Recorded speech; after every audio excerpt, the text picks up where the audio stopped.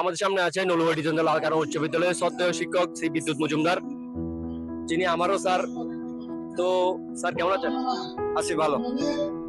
তো আজকে এত বড় একটা অনুষ্ঠান করা হয়েছে প্রাক্তন শিক্ষার্থী পরিষদের পক্ষ থেকে। তো এই অনুষ্ঠানে আছে আপনার থেকে কেমন লাগছে? আমি আজকের এই অনুষ্ঠানে আসতে পেরে নিজেকে অনেক ধন্য মনে করছি। সাথে সাথে আজকের এই অনুষ্ঠান কল্পে যারা যারা আয়োজন জড়িত ছিল তাদেরকে আমি ধন্যবাদ জ্ঞাপন করছি। আসলে এই নলুয়ার জন্য এটা একটা বড় অনুষ্ঠান, এই ধরনের অনুষ্ঠান খুব দরকার ছিল। প্রাক্তন শিক্ষার্থীদের দ্বারা যে আজকে অনুষ্ঠান আয়োজন করা হয়েছে, এটা যেন উত্তরোত্তর বৃদ্ধি পায়, আমি তাদের মঙ্গল কামনা করছি। স্যার, শিক্ষকদের সাথে স্টুডেন্টের বন্ডিংটা যদি ভালো থাকে, আপনি এই স্কুলের সামনের ভবিষ্যৎটা কিভাবে দেখতে পাচ্ছেন?